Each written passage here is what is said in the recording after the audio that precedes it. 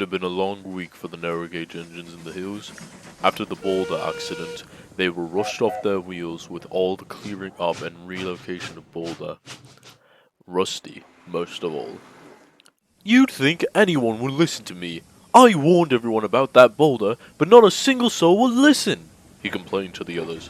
Pete and Sam tried to be nice about it, but the others were growing tired of it. We get it, Rusty. I understand that we should have listened to your warning, but complaining about it now doesn't get anyone or anything anywhere, scolded Scarlowy. Sorry, it's just this work is growing tiring, and it could have been avoided, he sighed.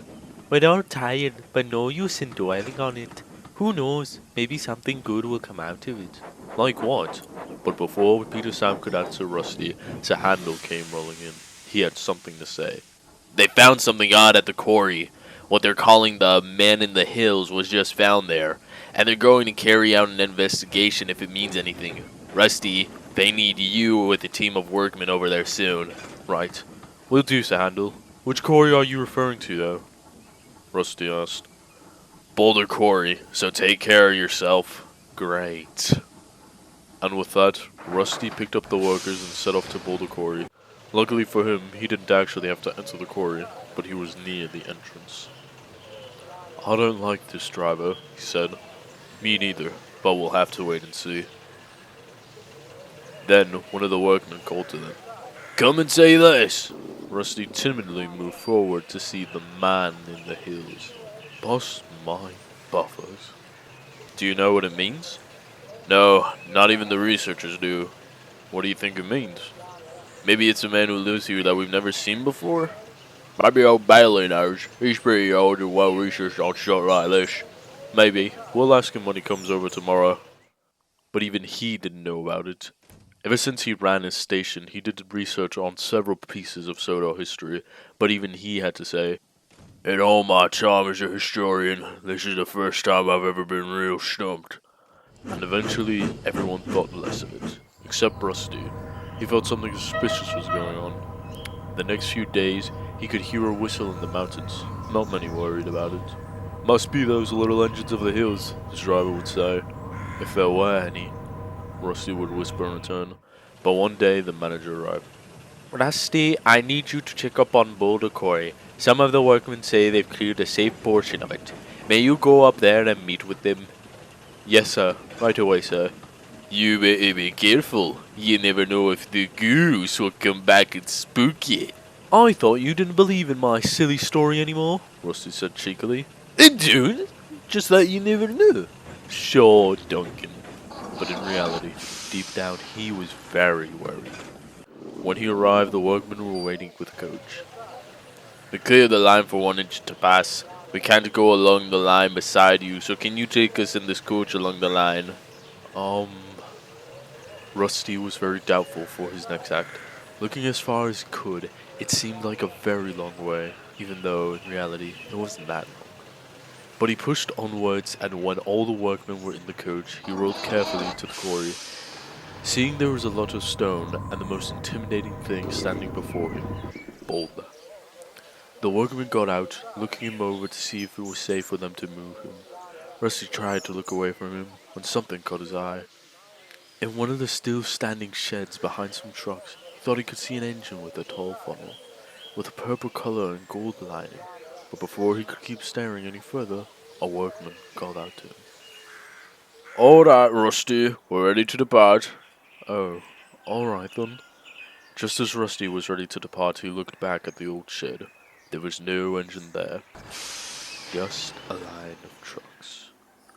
For the rest of the day, Rusty questioned the mysterious engine's appearance.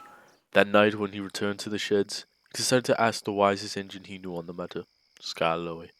Scarlowy, I was, thinking about the railway's history and got curious. Were there any big engines who worked at the quarry?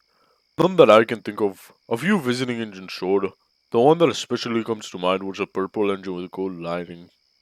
I can't remember her name, though. Scarlowy pondered. Rusty took a deep breath. Well, I think I might have seen her at the quarry. She seemed to be behind a train of trucks, but when I looked back, she was gone. Skarloey just sighed. Her ghost must be about then. I promise I'm not crazy! Wait, what? Rusty was stunned and very confused.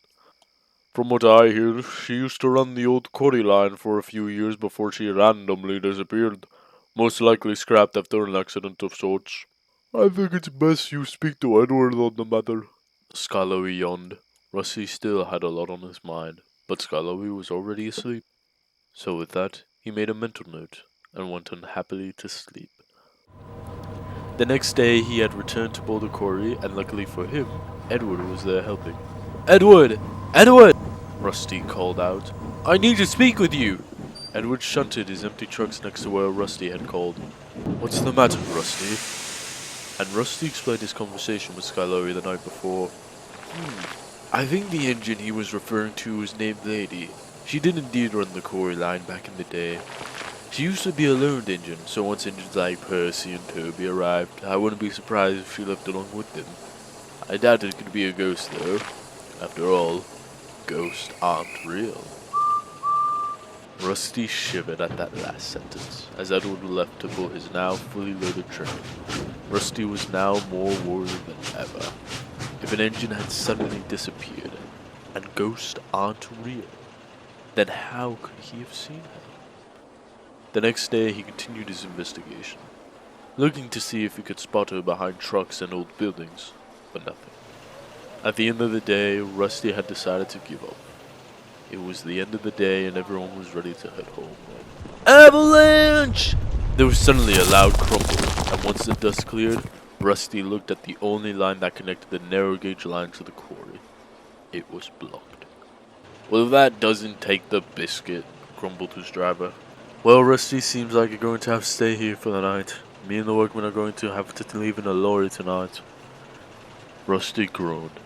Not only for the fact that he had to stay in a quarry he hated, but also in a quarry that was potentially haunted.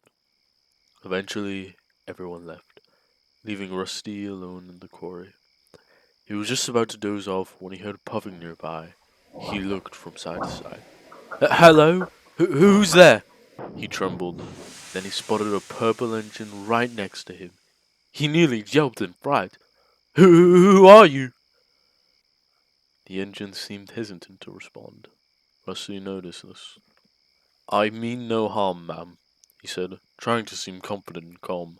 The tank engine stared at him before speaking up.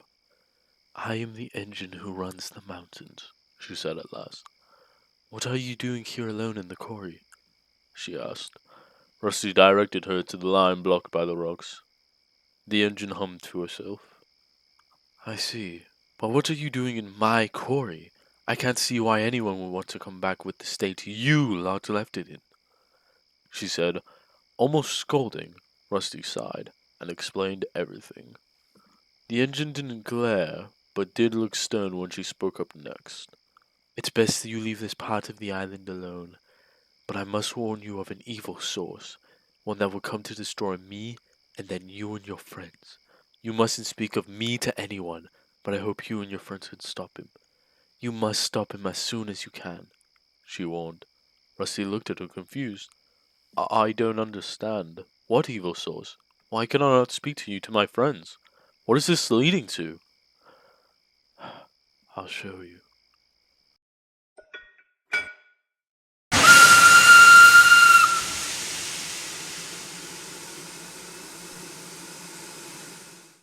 The next day, Skarloey and the workmen arrived to clear the landside from the day before and save Rusty. But when they approached the entrance, it was cleared. Skarloey stopped just outside of it. The workmen got out to inspect and found Rusty looking pale and terrified. He was so spooked no one wanted to approach him. Once the line was determined safe for Skarloey to pass, he slowly and carefully buffered up to Rusty. Are you okay, Rusty? He asked. What happened last night? I don't know. I don't know what I saw, Rusty replied. No one knows what Rusty saw that night, but he did need time to recover from it. He was a lot quieter from then on.